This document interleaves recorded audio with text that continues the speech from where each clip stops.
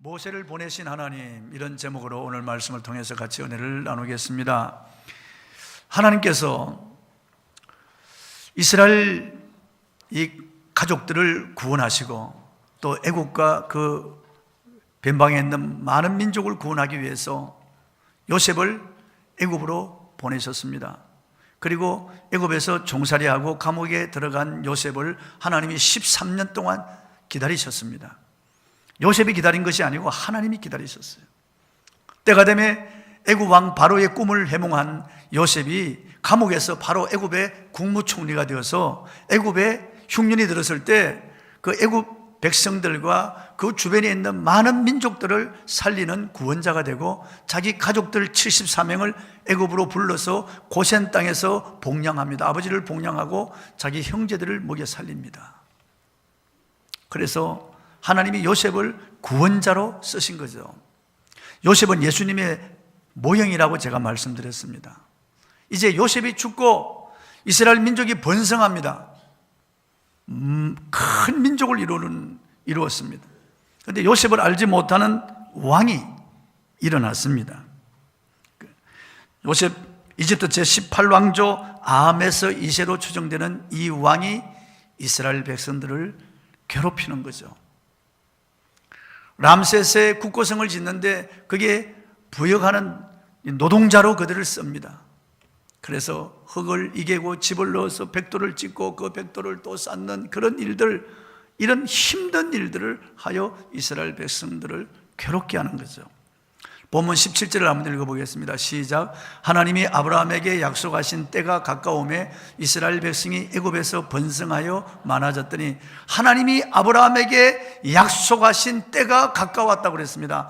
우리 하나님은 약속의 하나님이거든요. 하나님의 이름이 야훼인데 함부로 부를 수 없어 모음을 붙여서 여호와라고 부릅니다. 그 여호와라고 하는 이름의 뜻은 스스로 있는 자 혹은 언약의 하나님이에요. 하나님은 언약하시고 그 언약하신 것을 반드시 이루신 하나님이에요. 우리 인간은 약속을 하고 못 지킬 때가 많잖아요. 우리 인간은 약속할 때 그 마음과 지나고 세월이 지나면서 마음이 달라지잖아요. 제가 오늘 글을 보니까 이런 글이 있더라고요. 한 남자가 너무 힘들고 어려워서 그 어려울 때 지갑을 열고 지갑 속에 있는 자기 와이프 사진을 이렇게 바라보면서 내가 이런 여자하고 사는데 세상에서 못할 일이 뭐 있어? 그런다는 거예요. 또 여자는 힘들고 어려울 때 지갑을 열고 자기 남편 사진을 바라보면서 내가 이런 인간을 사람 만들었는데 세상에서 못할 일이 없어. 그러면서 용기를 얻는다는 거예요. 또 남자가 자기 부인에게 여보, 나 당신과 연애하던 시절로 돌아가고 싶어. 그러니까 부인이 환하게 밝은 얼굴로 왜? 그러니까 당신에게 헤어지자고 말하고 싶었어. 그런다. 그렇게 100년 언약을 맺어도 마음은 변하는 거예요.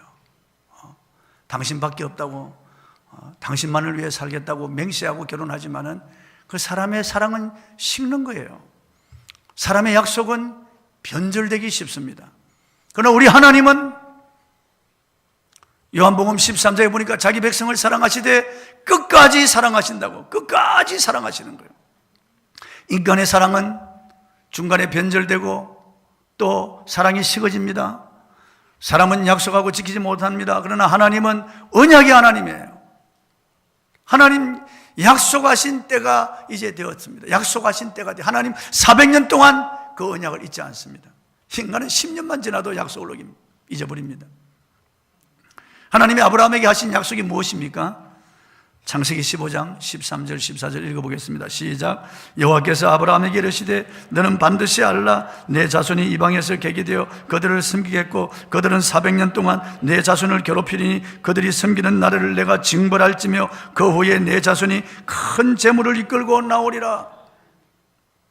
하나님이 아브라함에게 약속하셨습니다. 400년 동안 내 자손이 애굽에서 객이 되어 있을 것이다. 400년이 차면은 내가 너의 자손을 내가 애굽에서 이끌어내는데 애굽을 징벌하고 너 백성을 큰 재물로 얻어서 나오게 할 것이다. 하나님이 약속하신 때가 이제 가까웠다는 거예요.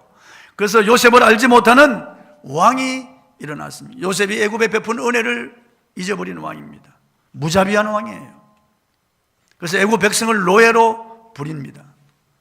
그리고 외적이 쳐들어오면은, 바깥에 있는 적이 쳐들어오면 안에 있는 이스라엘 백성들과 내통해가지고 안에서 반란이 일어나고, 그러면 애굽에 대단히 위험하다고 생각하고, 이스라엘 백성들이 이렇게 과다 200만이 넘는 이런 민족을 이루자 이스라엘 백성들을 멸절시키려고 생각했어요. 그래서 산파들에게 사내아이가 태어나면 죽이고 여자아이는 살리라고 합니다. 그런데 보아와 시프라라고 하는 산표가 하나님을 경외함으로 그렇게 하질 않습니다. 왜 그렇게 했느냐고 엄한조로 왕이 물으니까 히브리 여인들은 건강하기 때문에 자기들이 가기 전에 이미 사내아이를 다 낳는다는 거예요. 그래, 그러면은 이스라엘 온 집에 사내아이가 태어나면 강물에 던지라는 거예요. 명령을 어기면 그냥 두지 않겠다는 겁니다. 이것은 이스라엘 백성 가운데 인류를 구원할 메시아가 오는 것을 사탄이 알고 이 애굽 왕 바로를 통해서 이스라엘 민족을 멸절시키려고, 이스라엘의 대를 끊어버리고 메시아가 오지 못하도록 구원 역사를 회방하는 마귀 역사예요. 그런데 이스라엘 백성 중에 레위 지파 중에 아므람이라고 하는 남자와 요게벳이라고 하는 여자, 이 부부 사이에 아들이 태어났는데 그 아기가 너무나 아름다웠다고 성경은 말씀하고 있어요. 그래서 이 부부가 그 아이를 차마 강물에 던지지 못하고 그 아이를 석 달 동안 숨겨서 집에서 길르었습니다. 그러나 더 이상 아이를 집에서 기를 수가 없어서 갈 상자를 만들어 가지고 역청과 진을 바른 다음에 물이 들어가지 않도록 하고 그 아이를 그 갈 상자에 넣고 뚜껑을 덮은 다음에 나일 강물에 띄우는 겁니다. 그 부모의 마음이 얼마나 갈갈이 찢어지겠어요. 그런데 그 아기의 누나인 미리암이라고 하는 소녀가 그 갈상자가 나일 강물에 떠내려갈 때 그 갈상자를 따라서 내려갑니다. 그 강가를 따라 내려가면서 갈상자를 따라 내려갑니다. 애처로운 눈으로 바라보면서 안타까운 마음으로 발을 동동 굴르면서 손을 쥐면서 그 갈상자를 따라 내려가는데, 마침 애굽의 왕의 딸 공주가 시녀들과 함께 나일강에서 모욕을 하고 있었어요. 그리고 갈상자가 내려오니까 그 갈상자를 잡았습니다. 그리고 열어보니까 그게 아기가, 너무나 아름다운 아기가 웃고 있는 거예요.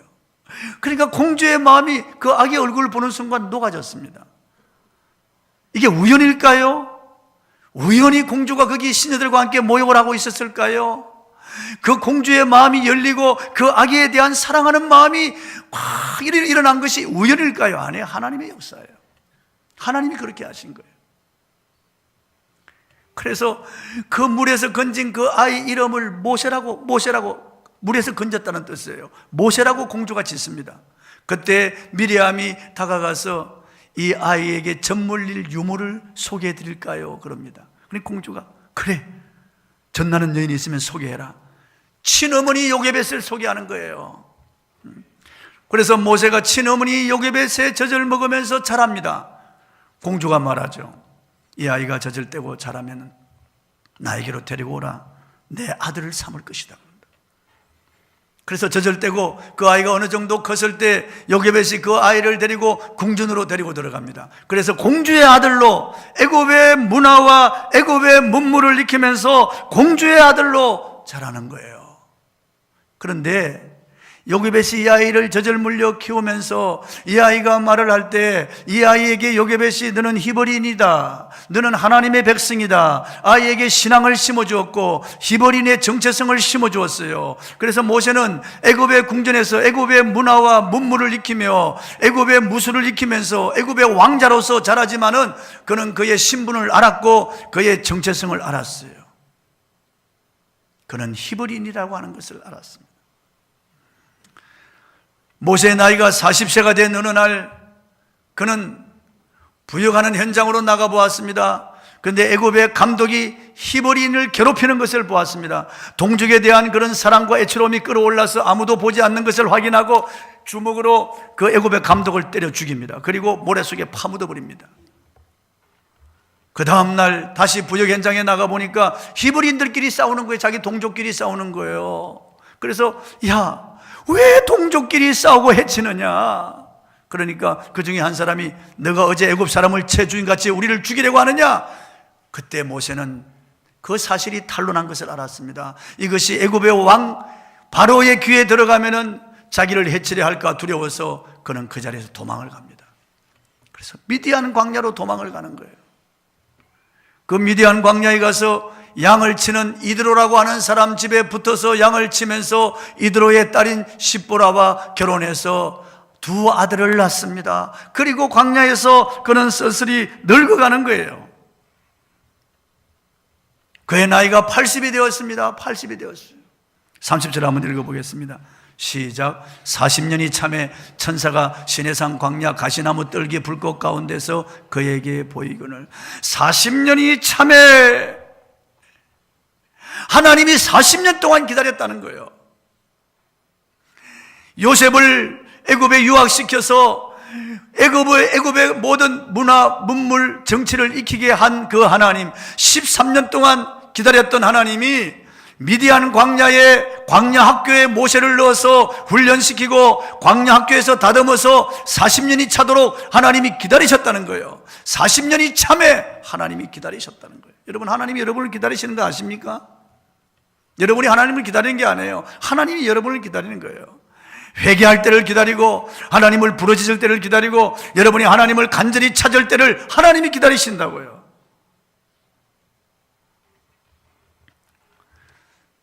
모세가 40년 동안 광야 생활하면서 그의 마음이 깨어져 나갑니다. 그가 40세 헬기방장할 때 무엇인가 할 수 있다고 할 때 사람을 쳐서 죽입니다. 그러나 그 힘으로 아무것도 할 수 없다는 것을 깨달았어. 코끝에 호흡이 끊어지면 흙으로 돌아가고 심장이 멎으면 흙으로 돌아가고 핏줄 하나 터지면 쓰러져서 흙으로 돌아갈 인생이고 애굽에 배운 모든 무술과 문화, 문물 다 아무것도 아니라는 것을 깨달았어. 40년 동안 그가 애굽에서 배운 모든 지식과 경험 그리고 그의 모든 힘들이 다 물거품 같은 것이고 쓰러져 가는 것이고 인간은 보잘것없다는 것을 깨닫습니다. 그냥 흘러가는 바람에 흙 같은 인생이고 부평초 같은 인생 떠돌다 사라지는 인간임을 그는 깨달았습니다. 인생이 70이요 그리고 강건하면 80이라도 그 연수의 자랑은 수고와 슬픔뿐이요 신속이가니 곧 날아가나이다. 이게 모세의 시입니다. 여러분, 누가 주의 분노하심을 알며 주의 노여함을 누가 알리까? 우리 날 계수함을 가르치소서. 하나님 앞에 그렇게 기도한 게 모세의 기도예요. 그는 광야에서 고집도 깨어지고 혈기도 다 녹아집니다. 그는 자기가 할 수 있다는 이런 무엇인가 할 수 있다는 이러한 자기의 어떤 자고함이 다 깨어져 나가는 거예요. 인생이 아무것도 아니고 진토임을 그는 알았습니다. 하나님이 이렇게 모세의 자랑과 교만을 깨뜨리시는 거예요. 모세의 헬기와 그가 애굽에서 가지고 있는 무엇인가 가지고 이룰 수 있다고 생각하는 그걸 하나님이 다 깨뜨리시는 거예요.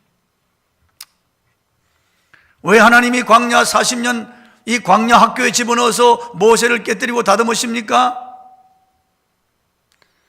모세는 나는 할 수 없다는, 나는 아무것도 아니라는 그런 인간의 어떤 수단과 방법이나 지식과 경험으로 자기가 가지고 있는 어떤 재능으로 하나님의 일을 할 수 없다는 것을 그는 알았습니다. 그리고 그는 깨어진 자가 되었어요. 그때 하나님이 40년이 참에 하나님이 모세를 만나주시는 거예요. 앞으로 이스라엘 백성들을 40년 동안 광야에 그래 이끌어갈 모세로 하나님이 온유한 자로 하나님이 다듬으신 거예요. 걸핏하면 모세를 반역하고 원망하고 불평하는 그들, 돌을 가지고 모세에게 던지려고 하는 이 패역한 이스라엘 조속들, 목이 곧고 완악한 이스라엘 백성들, 이 반역의 기질이 있는 이 노예 근성을 버리지 못한 이스라엘 백성들을 지도하기 위해서는 깨어진 사람이 필요했기 때문에 그래요. 그들을 이끌고 광야로 인도하기 위해서는 온유한 사람이 필요했던 거예요. 나는 할 수 없고 오직 하나님만이 할 수 있다는 이런 전적으로 하나님을 신뢰하고 의지하는 이러한 신앙, 이러한 성품의 사람으로 하나님 변화시키기 위해서 광야에 40년 동안 모세를 훈련시킨 거예요. 22절에 보면 그는 말에 능한 자였습니다. 그런데 깨어지고 난 다음에 나는 입이 뻣뻣하고 혀가 둔한 자입니다. 그렇게 고백했어요. 나는 입이 뻣뻣하고 혀가 둔한 자입니다. 이렇게 말 잘하던 모세가 이렇게 물론 광야에 40년 동안 홀로 있으면 그렇게 될 수밖에 없죠. 또 하나, 장차 이스라엘 백성들을 40년 동안 광야에서 지도하고 인도할 사람은 광야에 대해서 잘 알아야 됩니다.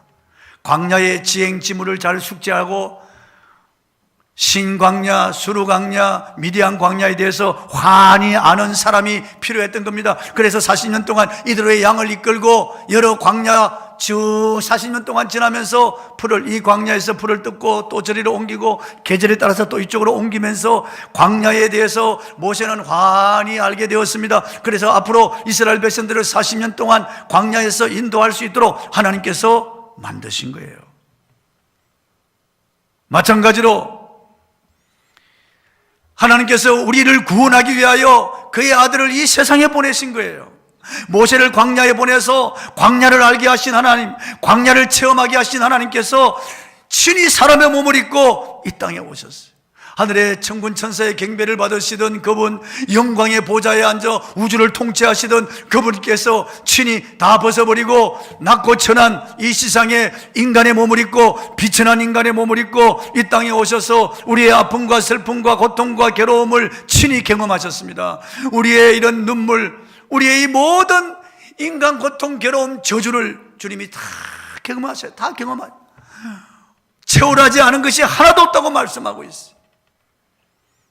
배고파하시고 목말라 하시고 슬퍼하시고 괴로워하시고 행로에 권하여 피곤하여 주저앉으시기도 하시고 죄에 매여 고달픈 인생을 바라보시면 눈물 많이 흘리셨습니다. 예루살렘 성 앞에 와서 예루살렘아 예루살렘아 내가 너희를 암탉이 병아리 모음같이 내 선자들을 보내서 너희를 품으려 한 적이 몇 번이나 되었건만 너희가 오늘날 거역하였도다. 너희가 오늘날 평화에 관한 소식을 알았으면 좋을 뻔하였느니라. 눈물을 촉촉 흘리면서 주님이 이 말씀을 하셨어요. 우리의 모든 인간 고통, 괴로움, 아픔과 슬픔과 저주, 모든 고난을 다 경험하시고 십자가에 발가벗겨서 양손과 양발의 대못에 박히셨습니다. 그 전에 이미 빌라도의 뜰에 채찍 맞아서 몸은 만신창이가 되고 뼈와 살이 다 깨뜨려 피를 쏟으며 아버지, 저들은 저들의 하는 짓을 알지 못합니다. 저들의 죄를 사하여 주시옵소서.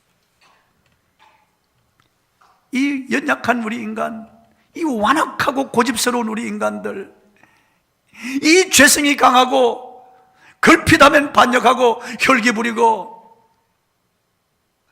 하나님의 은혜를 안다고 하면서도 은혜를 저버리는 우리 인간임을 예수님이 다 하셨어요. 그리고 그 모든 인간 고통, 괴로움, 저주를 다, 우리의 모든 죄를 다 짊어지시고 십자가에 못 박혀 용서의 기도를 드리고 테텔레스테이 다 이루었다 하시고 운명하세요. 그 순간 우리의 죄가 풀어지고 주님의 십자가 보혈로 우리의 죄를 씻어 우리를 구원하신 겁니다. 할렐루야. 사흘 만에 무덤에서 다시 부활하셨어. 죽음을 이기시고 부활하셨어. 이 사실을 만인에게 알게 하라 하셨습니다.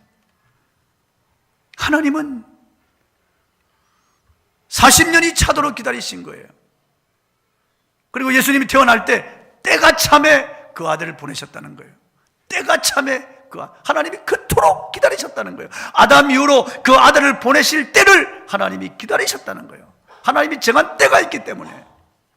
로마가 세계를 정복하고 모든 길은 로마로 통하는 바로 그때 사람들의 언어가 하나로 통일되어서 그들을 헬라 말이나 아니면 로마 말로 전하면 복음을 전할 수 있는 바로 그때 사람들의 심성이 각박해져 있고 무엇인가 구원자를 기다리고 목말라 하는 바로 그때가 되었을 때 하나님은 그 아들을 보내신 거예요. 때가 참에 그 아들을 보내셨다. 오늘 본문에도 40년 때가 참에 하나님이 호렙에서 모세를 만나 주시는 거예요. 이번 부흥의 새벽 첫 시간에 가나 혼인잔치의 표적의 원리에 대해서 우리에게 말씀하셨어요. 포직의 원리는 포도주가 떨어져야 된다고 말씀해요. 포도주가 떨어져야만 표적이 나타난다는 거예요. 인간의 한계 상황이 오고 심한 어려움으로 내가 할 수 없다고 할 때 그때 하나님께서 나타내신다는 거예요. 그래서 물이 100도가 되어야 끓는 그 임계점이라고 하는데 99도가 돼도 안 끓어요. 100도가 되어야만 액체가 기체가 되는 거예요. 변하여 1도가 되어도 물은 얼지 않습니다. 고체가 되지 않아요. 0도 이하로 내려가야만, 임계점이 되어야만 물이 딱딱한 고체가 되는 거예요. 임계점 상황에 도달하지 아니하면 액체가 기체가 될 수 없고 액체가 고체가 될 수 없는 거예요. 하나님은 때가 차도록 기다리신 거예요. 드디어 때가 참에 하나님이 이 모세를 위대한 지도자로 세우시기 위해서 만나주시는 거예요. 이제 한계 상황이 왔습니다. 모세도 임계점이 왔어요. 40년이 참에, 이 말씀이 바로 그걸 우리에게 가르쳐 주는 겁니다. 성도 여러분, 혹시 사업에 실패해서 여러분 막막합니까? 실직하고 직장이 없습니까? 여러분 경제 사정이 너무나 어렵고 힘듭니까? 여러분 부부 사이에 너무 심한 갈등이 있습니까? 여러분 자녀가 너무 속을 썩입니까? 여러분 육체 병을 얻어서 너무 힘듭니까? 여러분 심적으로 정신적으로 영적으로 너무 피곤합니까? 한계 상황이 왔다고 생각하십니까? 그때가 주님 만날 때입니다. 한계 상황, 여러분 너무 힘들고 어려울 때 주님을 부르면 주님 만나 주십니다. 여러분, 인간의 한계 상황, 그건 하나님의 시작이에요. 그건 하나님 만날 때고 표적이 일어날 때입니다. 여러분 믿으시기 바랍니다. 로버트 슐러 목사가 쓴 글에 이런 글이 있습니다. 절벽 가까이 나를 부르셔서 다가갔습니다. 절벽 끝에 더 가까이 오라고 하셔서 더 다가갔습니다. 그랬더니 절벽에 겨우 발을 붙이고 서 있는 나를 아래로 밀어버리는 것입니다. 물론 나는 그 절벽에서 떨어졌습니다. 그러나 나는 그때까지 내가 날 수 있다는 것을 몰랐습니다. 하나님은 우리를 날게 하시려고 때로는 절벽으로, 때로는 절벽 끝에 서게 하고 때로는 밀어버리는 거예요. 하지만은 그때 내가 날아오를 수 있다는 거예요. 그때 절벽입니까 여러분? 절망감입니까? 절벽입니까? 더 이상 앞으로 나갈 수 없는 상황입니까? 그때 하나님은 날아오를 수 있는 기회를 주시는 거예요. 전능하신 하나님을 바라보세요. 여러분, 하나님께 구하세요. 모세가 호렙산을 돌아서 양무리를 끌고 가는데 떨기나무에 불이 붙었습니다. 제가 이스라엘 와서 광야에서 떨기나무를 보았는데 그냥 덤불이에요. 덤불. 나무는 나무 같은데 워낙 물이 없고 찌는 듯한 태양을 계속 받아가지고 덤불이 된 거예요. 그게 떨기나무예요. 그 떨기나무에 불이 붙었는데 불이 타오르는데 떨기나무가 그대로 있는 거예요. 불이 붙었으면은 불은 사그러들어야 되는데, 그리고 떨기나무는 타서 재가 돼야 되는데 가만히 보니까 떨기나무가 생생하게 그 불 속에 그대로 있는 거예요. 그리고 불꽃이 사그러들지도 않는 거예요. 그리고 그 불꽃이 얼마나 거룩하게 보이는지, 그래서 모세가 이 놀라운 광경을 보면서 내가 돌이켜 이 광경을 보리라. 그리고 돌이켜서 그 불타는 떨기나무 가까이 다가갑니다. 그런데 거기서 하나님의 음성이 들리는 거예요. 모세야, 모세야, 내가 선 곳은 거룩한 땅이니 내 발에서 신을 벗으라. 여기 떨기나무는 하나님의 임재의 상징이에요. 떨기나무에 불이 붙은 것은 우리 인생이 다 떨기나무잖아요. 이런 보잘것없어요. 저를 보세요. 이거 봐, 자는 사람 봐. 자, 떨기나무는 보잘것없는 우리 인생을 가리키는 거예요. 정말 우리 떨기나무 같은 인생 아니에요. 서로 찌르고 말이에요. 가시가 있어서. 그리고 덤불 이렇게 바르고 그냥 포장하고 옷 입고 오지만은 이거 여러분 떨기나무예요. 다 보면 냄새나고 우리 다 참 연약한, 눈에 보이지 않는 바이러스 앞에서도 쓰러지는 떨기나무예요. 여러분, 저는 말 한마디 듣고도 그냥 고민하고 그가 그치가 날 그렇게 말할 수 있어 막 고민하는 거예요. 여러분, 이게 떨기나무예요. 여러분, 저다 이런 정말 포기한 인생, 떨기나무 같은 인생에 불이 붙으니까, 성령의 불이 타오르니까 위대한 하나님의 임재를 경험하니까 위대한 그런 지도자가 되는 거예요. 여러분, 우리는 떨기나무예요. 그런데 성령의 불이 우리에게 임하면 놀라운 그런 사건이 일어나는 거예요. 우리 인생이 역전되는 거예요. 여러분, 엄청난 그런 일이 일어나는 거예요. 여러분, 바라기는 여러분 다 성령의 불을 받으시길 바랍니다. 하나님의 임재를 경험하시길 바랍니다. 신앙의 슬럼프에 빠졌거나 물에 감에 젖어 있는 분들, 성령의 불을 받으셔야 됩니다. 자는 양반, 성령의 불을 받으셔야 돼요. 자는 성령의 불을 받아야 돼요. 본문 33절 한번 읽어보겠습니다. 시작. 주께서 이르시되 내 발에 신을 벗으라. 내가 서 있는 곳은 거룩한 땅이니라. 신을 벗으라는 의미를 모세는 잘 알아요. 노예들이 신을 벗어요. 주인 앞에 명령을 받을 때 신을 벗습니다. 그리고 명령을 받아요. 또 신을 벗으라는 것은 걸음마다 자옥마다 죄뿐인데 죄를 벗어버리고 새 사람을 입으라는 거예요. 신을 벗으라는 거예요. 이제는 절대 주권자신 하나님을 만났으니 하나님의 명령에 복종하라는 거예요. 그리고 죄를 벗고 새로운 삶을 살라는 거예요. 왕이시고 주이신 하나님께서 모세에게 내 발에서 신을 벗으라, 지금 아주 중차대한 명령을 하시려는 거예요. 지금 이제 너는 새로운 인생을 살아야 된다는 거예요. 본문 34절을 읽어보겠습니다. 시작. 내 백성이 애굽에서 괴로움 받음을 내가 확실히 보고 그 탄식하는 소리를 듣고 그들을 구원하려고 내려왔노니 이제 내가 너를 애굽으로 보내리라 하시니라. 하나님은 우리의 괴로움을 다 보고 계세요. 확실히 보았다는 거예요. 확실히 보았다. 하나님, 내 형편 모르실 거야. 내 마음을 하나님 어떻게 알아줄까? 하나님이 보시고 하나님이 아신다면 나 왜 이래? 천만에요. 하나님 다 보세요. 다 아세요. 다 아세요. 그렇게 여러분 푸념하지 마시고 원망하지 마시고 하나님을 부르셔야 됩니다. 그런 괴로울 때, 탄식하는 소리를 바랄 때 하나님을 불러야 됩니다. 내 영혼아, 내가 어찌하여 낭망하며 어찌하여 내 속에서 불안하지 않은고 너는 하나님을 바라라. 그 얼굴에 도우심을 인하여 내가 오히려 찬송하리로다. 어려울 때, 기가 막힌 어려움을 당할 때, 탄식할 때 하나님을 만날 때입니다. 여러분, 괴로움 받을 때, 하나님을 만날 때 하나님 다 보고, 하나님이 확실히 보고, 하나님이 탄식하는 소리를 다 들었다는 거예요. 다 들었습니다. 우리의 부르짖음을 다 들었습니다. 그래서 내가 너를 애굽으로 보내리라 그래요. 환영받지 못하는 백성들에게로 보낸다는 거예요. 목이 곧고 패여간 백성들에게 보낸다는 겁니다. 여러분, 나중에 우상을 숭배하죠. 금송아지를 만들어서 엄나라도 섬기고 신 네판의 배를 섬깁니다. 토성입니다. 토성. 사탄을 섬기는 거죠. 그냥 그런 완악한 백성들이에요. 걸핏하면 원망하고 불평하고. 우리 한국 민족은 이스라엘 민족을 많이 닮았어요. 아주 반역의 기질이 있는 민족이에요. 원망 불평이 얼마나 많은 민족인지 알 수 없어요. 여러분요, 인터넷 들어가 봐요. 댓글 봐요. 정말 눈 뜨고 못 봐요. 정말 어느 대통령이든지 원망 불평 듣지 않은 대통령이 있습니까? 저주를 끊임없이 쏟아붓는 거예요. 정말 이 민족이 정말 건성이 아주 나쁜 건성이고 이스라엘 백성을 많이 닮았어요. 원망 불평, 고지, 목이 곱고 패역한 그런 백성들이. 그럼에도 불구하고 하나님은 이 백성을 사랑하신다는 거예요. 그럼에도 불구하고 하나님 모세를 보내서 그들을 애굽에서 구원하신다는 거예요. 왜냐하면 아브라함과 맺은 언약 때문에 메시아가 와야 되니까, 인류를 구원해야 되니까 그들을 보존하기 위해서 모세를 애굽으로 보내는 겁니다.